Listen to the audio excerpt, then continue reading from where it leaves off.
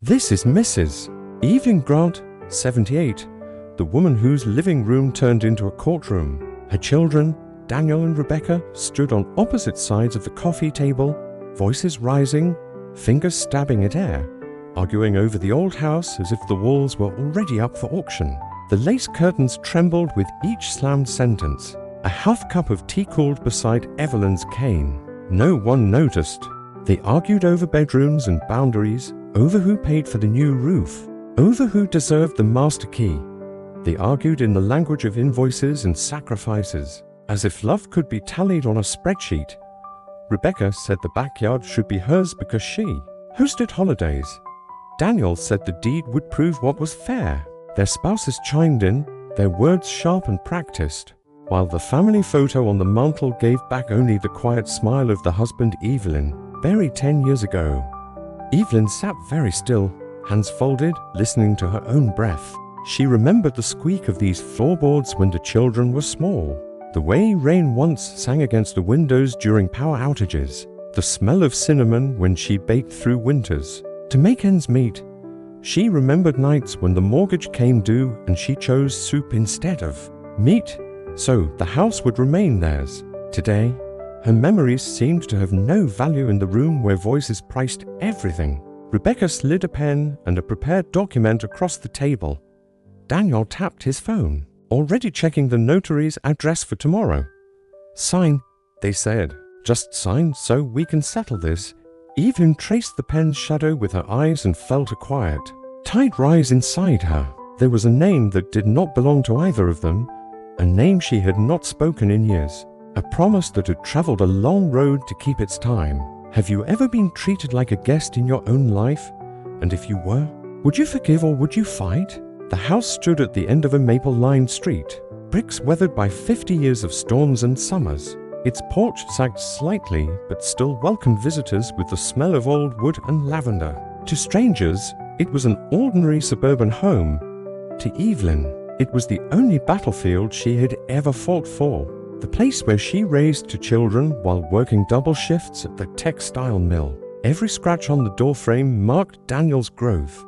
Every pencil line still faintly etched in the kitchen showed Rebecca's handwriting practice. Yet in recent years, warmth had thinned. Visits from the children became transactional. Quick inspections of the property.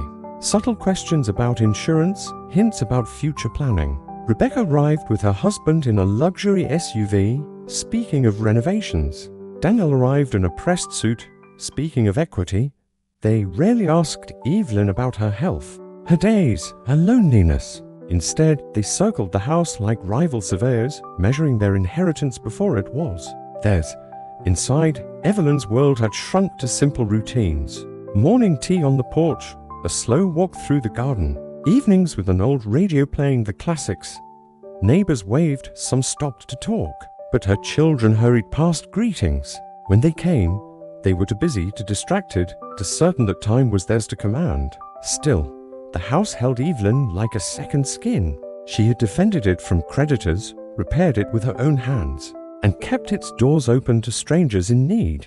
To her, it was not an asset, it was a story. And in that story was one chapter her children had forgotten. A chapter about a young man who once knocked on this very door when winter was unforgiving. And Evelyn, against reason, let him in. The argument began like a storm, sudden and heavy. During what was supposed to be a quiet Sunday visit, Rebecca placed her handbag on the table with a thud and announced that the kitchen remodel would cost at least $50,000.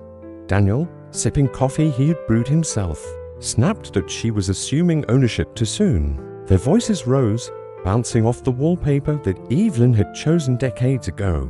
"You never cared about this house until Dad passed," Daniel said, his tone sharp. "And you never cared about Mom, only about the resale value," Rebecca shot back.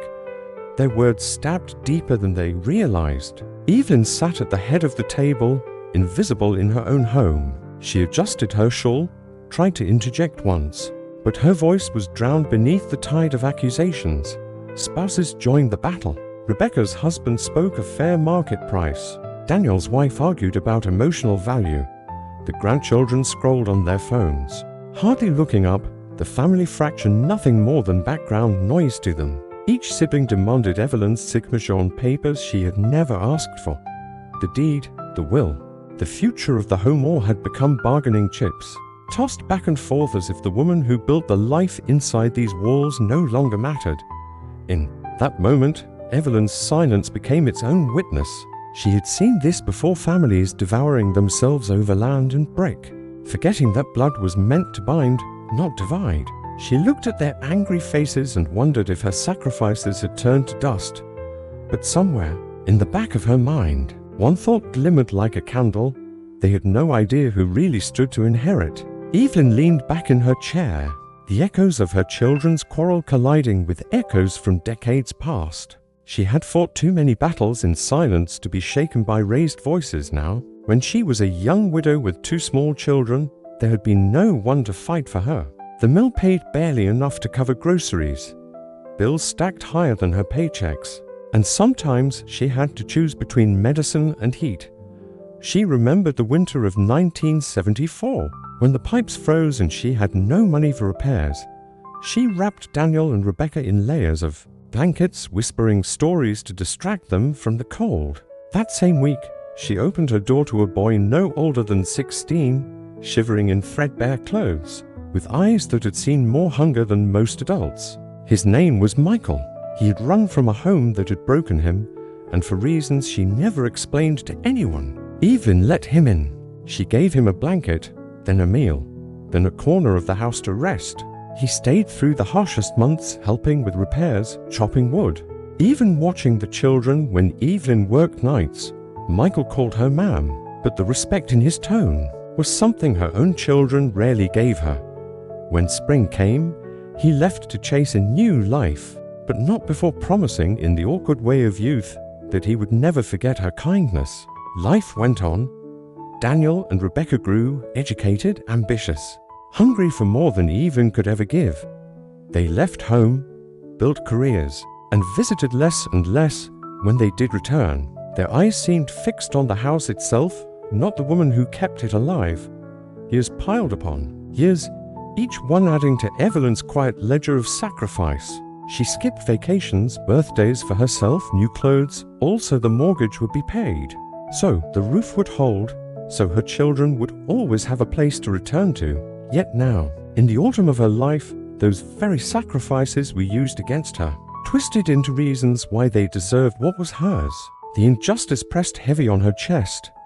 To them, she was a signature, a stepping stone to their gain. To her, they were still the children she once fed from empty cupboards, and they had forgotten. But she had not forgotten Michael. And soon, neither would they. The quarrels became routine. Each visit from Daniel or Rebecca turned into a courtroom without a judge. They arrived armed with folders, calculators, and arguments polished like weapons. Evelyn's living room, once filled with birthday candles and lullabies, became a battlefield of accusations and numbers. Daniel spoke of investments. He said the house was wasted if left untouched, that selling it would secure college funds for his children. Rebecca countered with visions of renovation, turning the place into a shining monument of her status, a showcase to her friends.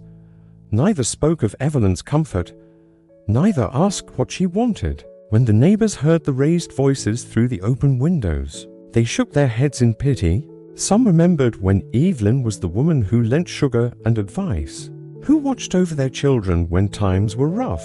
Now, she sat in silence, dismissed by her own flesh and blood.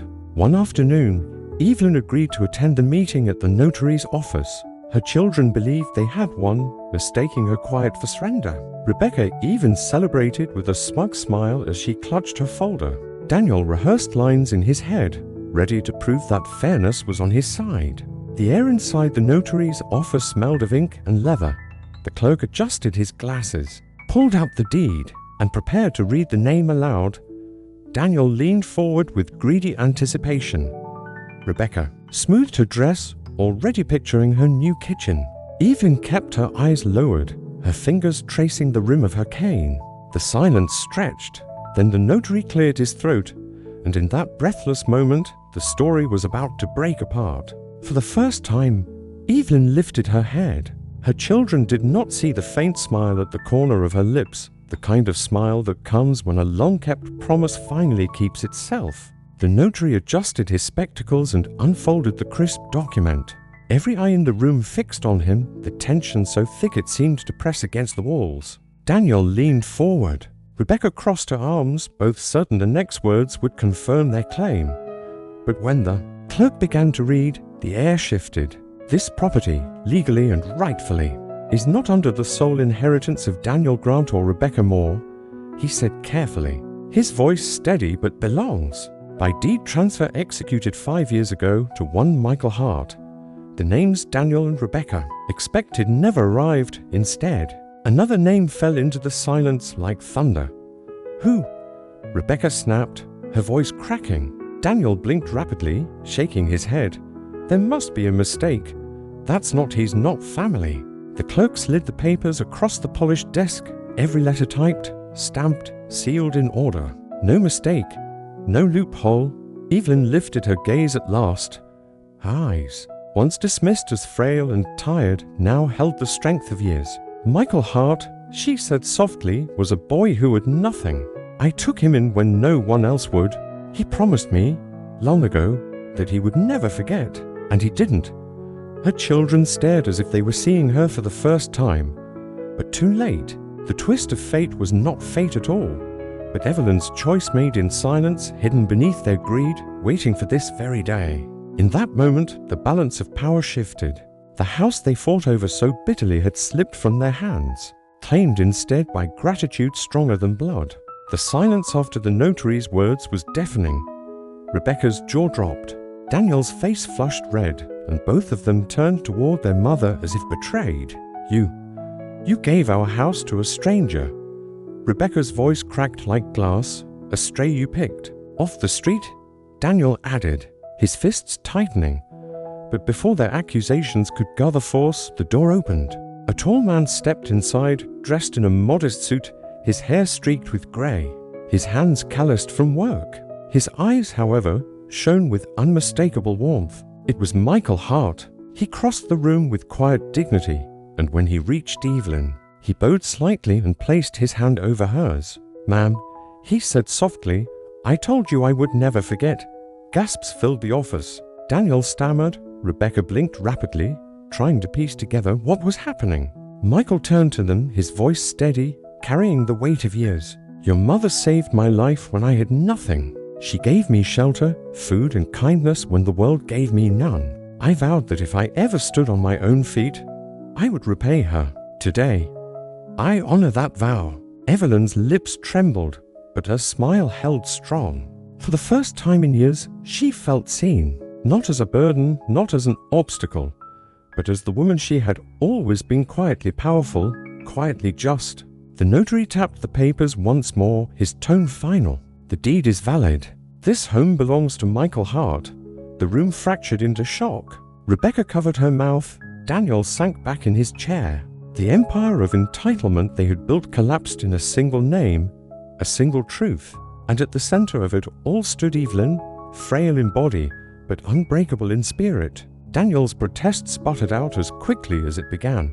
The notary's seal was undeniable. The signatures inked in permanence. Rebecca's fury turned to tears, but not of grief for her mother, only for the dream of possession slipping away. After everything we did, she began, but her voice cracked, unable to finish the sentence. Evelyn's eyes, calm and steady, cut through the noise. For years she had endured their neglect, their condescension, their arguments. Now, for the first time, she did not feel small before them. This house was never about money, she said gently. It was about love, sacrifice, and memory. And you both forgot. Her words fell heavier than any legal ruling. Daniel lowered his head, the arrogance draining from his face. Rebecca clenched her fists, then released them, staring at the floor. Neither could look their mother in the eye. Michael stood at Evelyn's side, not triumphant but reverent. Mrs. Grant, this house will remain yours as long as you live. I am only its keeper, not its master. You gave me a home when I had none. I will guard it, and I will guard you. The children shifted uncomfortably. They had come to claim an inheritance, but what they received instead was a mirror of their own selfishness. For Evelyn, justice had arrived not through wealth, but through the return of gratitude long forgotten.